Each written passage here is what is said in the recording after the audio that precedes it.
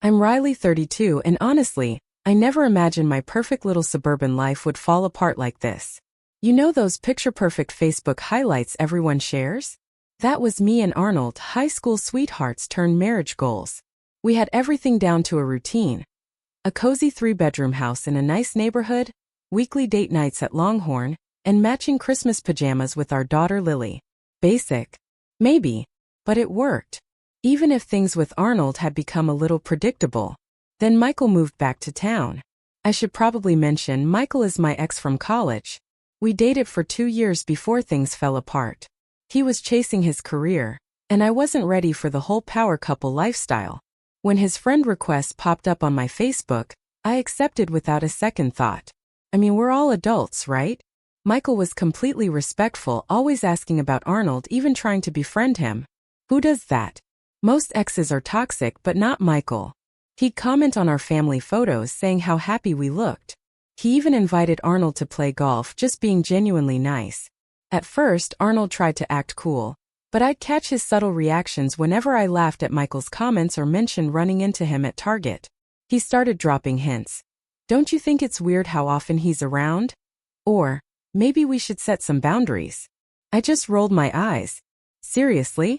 He felt threatened by someone who was just being friendly? I told him he was overthinking it. Michael was a successful marketing director, married to his job, totally uninterested in drama. Besides, Arnold had a stable accounting job, took care of Lily, and never caused me any real problems. Sure, maybe I checked Michael's profile more than I should have. And yeah, sometimes I caught myself comparing them, Michael with his business trips and charity galas, while Arnold got excited about his fantasy football league. But in my mind, Arnold wasn't going anywhere. Let's be real, where would he even go? He was comfortable. Settled. Sometimes too settled if you ask me. So when Arnold voiced concerns about Michael, I brushed them off. At least my ex wants to be friends with you, I told him. Most guys would love that. Arnold just gave me this look. The same one he had when I mentioned Michael was coming to our neighborhood barbecue next weekend. But whatever. If he wanted to be insecure, that was his problem. It wasn't like I was doing anything wrong. What I didn't realize was how wrong I actually was. But isn't that how these stories always go? You think you're in control until the whole thing collapses. Things got strange after Michael joined our neighborhood Facebook group. He'd comment on my posts about needing coffee recommendations, and suddenly we'd have accidental run-ins at Starbucks. Arnold noticed, of course. He'd give me this tight smile when I mentioned having lunch with Michael or when Michael sent him another golf invite.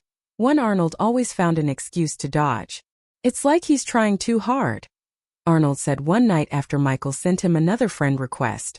Don't you think it's strange how he's always popping up? I laughed it off.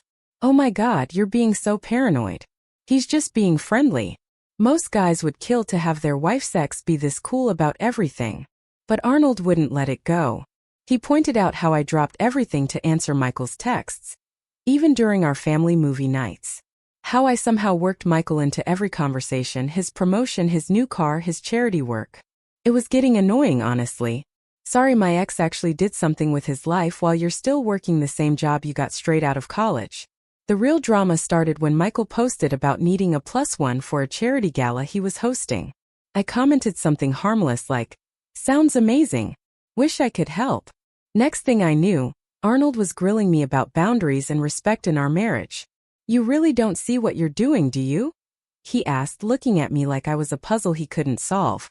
How would you feel if I acted this way with my ex? Please, I shot back. Katie from high school? The one who got fat and sells essential oils? That's hardly the same thing as Michael. He's successful, mature, and actually has his life together. I caught myself, but the damage was done. Arnold just walked out of the room. But here's the thing. I wasn't doing anything wrong. Michael and I were just friends.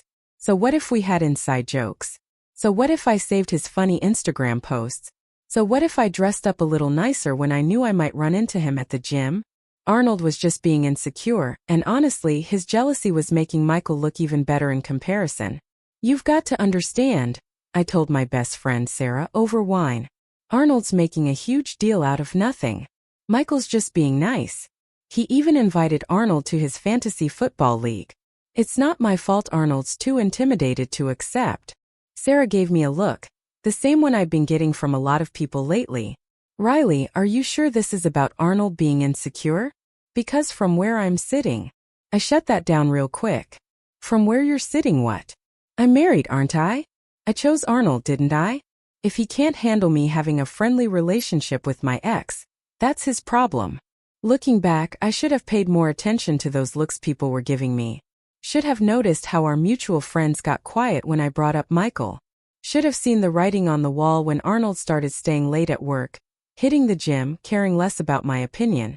But I was too busy proving I was right to realize I was about to lose everything. The next few months were like a weird game of chicken.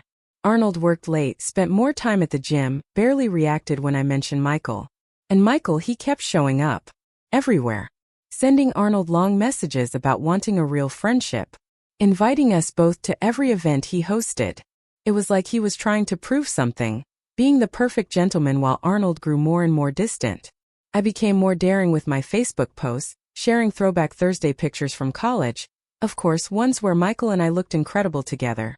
I commented on all his business updates, saying things like, "So proud of you. Always knew you'd succeed." The likes and comments poured in, but from Arnold? Silence. He wouldn't even react to my posts anymore. I just don't get why you're acting like this. I confronted him one night after he skipped yet another dinner where Michael would be. He's making all this effort to be friends, and you're acting like a child. Arnold just looked at me. His voice unsettlingly calm. Do you ever listen to yourself when you talk about him? What's that supposed to mean? Last week at dinner with your parents you mentioned Michael 17 times. I counted. I rolled my eyes so hard I probably strained something. Oh my God, you're literally counting? That's not weird and controlling at all. You compare us constantly, he continued, still in that annoyingly composed tone. My job, my clothes, my friends, even my hands. Do you think I'm blind or just stupid? Maybe if you weren't so insecure. You changed your gym schedule to match his. We're friends. Friends work out together. You hide your phone when I walk by. Because you're paranoid. He just shook his head. I saw your texts, Riley. My stomach dropped for a second, but I recovered quickly. Oh, so now you're spying on me? Real mature, Arnold.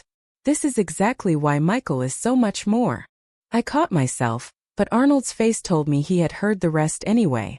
So much more what? His voice was barely a whisper. Successful? Confident? Bigger? I should have stopped. Should have apologized. Should have done literally anything except what I actually did, laugh and say, well, if the shoe fits. Arnold stood up, grabbed his keys and walked out. I posted about it on Facebook immediately. Some people just can't handle strong friendships. Michael liked it within minutes. Arnold didn't come home that night. The next morning my phone was flooded with messages. Apparently, Arnold had finally accepted one of Michael's invitations. They were having breakfast together, just the two of them. I felt a strange panic I refused to acknowledge. Instead, I posted a throwback picture of Michael and me from college with a caption about true friendship standing the test of time. But something felt off. Michael didn't like it. Arnold didn't react. And my notifications were suspiciously quiet. I didn't know it then, but that breakfast would change everything. I was so busy trying to make Arnold jealous, so focused on proving I could have both of them in my life, that I didn't see the storm coming. And trust me, it was about to hit like a freight train. The neighborhood barbecue was supposed to be our thing. Arnold always grilled. I made my famous potato salad. Lily played with the other kids. But this time Michael showed up. Apparently at Arnold's invitation. They were acting all buddy-buddy, talking about sports and work like they had been friends forever. It made my skin crawl. After a few glasses of wine, someone mentioned running into their ex at Whole Foods. I jumped in, unable to help myself. That's why I love how mature Michael and I are about everything. Like we're actually friends, right, Michael? The patio went weirdly quiet. Arnold stared at his beer. Michael looked uncomfortable for the first time ever. That's when Arnold said it. Soft but clear enough for everyone to hear. Yeah. Especially when you're still in love with him. The wine glass nearly slipped from my hand. Excuse me. You heard me. Arnold's voice was steady. His eyes locked on mine. We all see it, Riley. Every post, every text, every accidental run-in. You're not subtle. Something inside me snapped. If he wanted to do this here, fine. Oh, you really want to go there? Fine, let's go there. You want to know what everyone's actually seeing? They're seeing how Michael is bigger than you in every way. Want me to break it down? Let's start with the obvious. Salary. He makes triple what you do pushing papers. House. Try a penthouse downtown while you're still dreaming about a pool. Hands? Please. Biceps? He doesn't need a Planet Fitness membership to look good. Friends? Everyone actually enjoys his company. Dreams? He's not stuck in some mid-level accounting job counting other people's money. Should I keep going? Because, honey, I can go all night about how much bigger and better he is than you. Arnold just sat there, a defeated look on his face, and it made me even angrier. What's wrong? Isn't this the honesty you wanted? Should I mention how much bigger? Riley, Sarah tried to stop me, but I was on a roll. No, let's lay it all out. Michael is bigger in every single way, confidence, ambition, success, and yeah, other things too. Stop me if I'm lying, Arnold. Oh wait, you can't because we all know it's true. Want me to continue? Because there's plenty more where that came from. Arnold stood up, slowly took Lily's hand, and walked toward the house. Our neighbor Karen was covering her kids' ears. Sarah was shaking her head. Even Michael looked disgusted. What? I called after Arnold. You wanted honesty. I'm just telling you what everyone's thinking. At least Michael can handle the truth. The party ended quickly after that. As people left, I overheard whispers. Can't believe she said that. Poor Arnold, that was brutal. Whatever. They needed to hear the truth too. Later that night, sitting alone in our too-quiet house, I texted Michael. Want to grab coffee? Need someone who understands. His response changed everything. I think we need to talk about boundaries. We met at our old spot, a 24-hour diner we used to go to in college. Michael looked different somehow, tired maybe. Before he could start, I jumped in. Arnold's being ridiculous.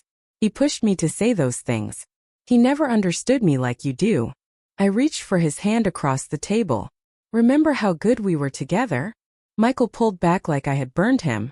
Riley, stop. Just stop. You're married. You have a daughter.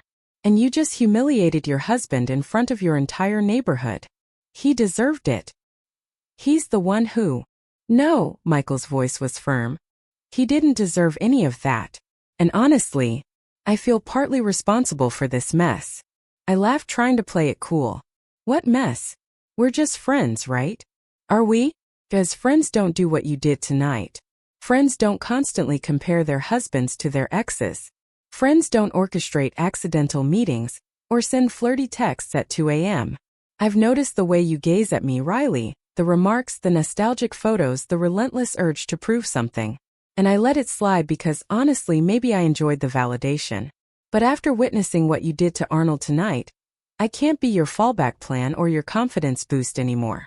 My chest tightened. What are you saying? I'm saying you need to repair your marriage or don't. But stop using me as an excuse to wound someone who genuinely cares about you. You don't understand, I argued. Arnold and we're just not compatible anymore. He's not the one for what? For you? The woman who publicly degraded him for not measuring up? Do you even hear yourself? Suddenly the diner felt too bright, too revealing. So you're taking his side? Michael stood, tossing some cash on the table for his untouched coffee. There are no sides, Riley. Just a woman who can't value what she has because she's too fixated on what she thinks she lost. He hesitated at the door. Try being content with your marriage instead of sabotaging it just to prove a point. After that, everything started crumbling. Michael distanced himself, not blocking me but leaving my messages on read, declining lunch invitations. Arnold completely disappeared, speaking only through his lawyer. I started posting passive-aggressive Facebook updates about people revealing their true selves and knowing your worth. But the engagement dwindled. My friend list shrank by the day. Even Sarah, my so-called best friend, turned against me. You need help, Ree. What you said at that barbecue, it wasn't just harsh, it was cruel. And now you're acting like you're the victim. I tried brushing it off. People are so sensitive these days. I just told the truth.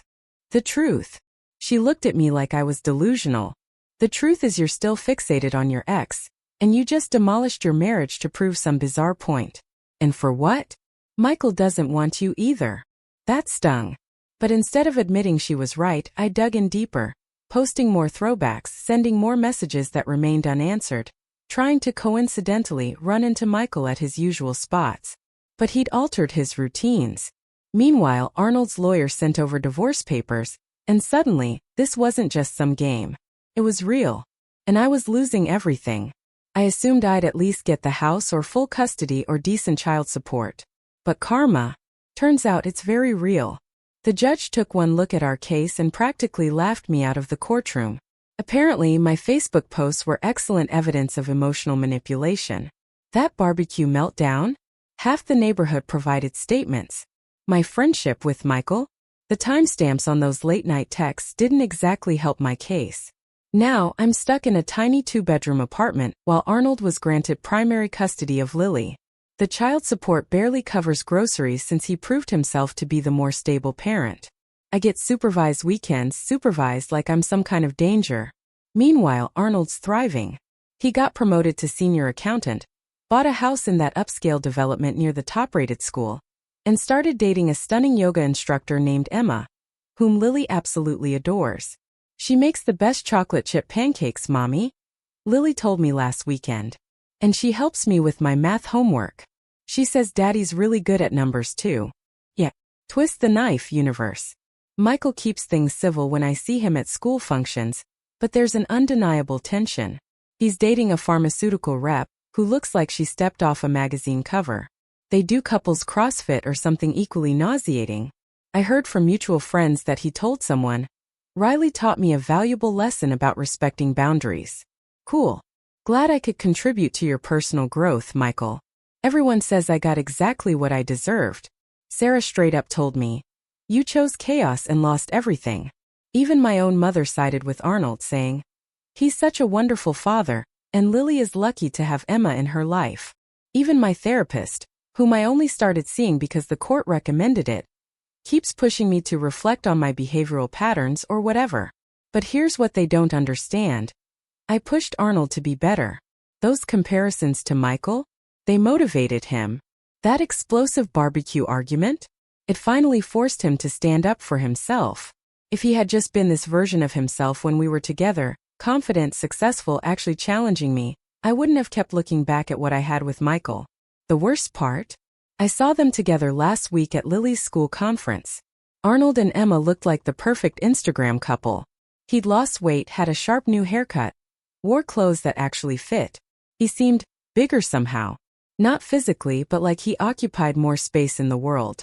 He didn't even look nervous around me anymore. Emma smiled at me. Actually smiled like she wasn't even remotely threatened. Meanwhile, I'm still stalking both their profiles at 2 a.m., watching their lives flourish while I'm stuck in relationship purgatory. My last 3 dates ghosted me after looking me up online. Apparently, the barbecue fiasco made the rounds in the town's Facebook groups. Fantastic. So yeah, that's how I ended up here. Single, nearly homeless, watching my ex-husband flourish while my other ex won't even acknowledge my drunken texts. Everyone insists I need to work on myself before I can move forward, but they don't get it. I didn't lose Arnold because I still loved Michael. I lost them both because they couldn't handle how brutally honest I was about everything. At least, that's what I tell myself at night, alone in my apartment, while Arnold's out there living his best life and Michael's posting gym selfies with his new girlfriend. But sometimes in those quiet, sleepless moments I wonder if just maybe I was the problem all along. Not that I'd ever admit that out loud.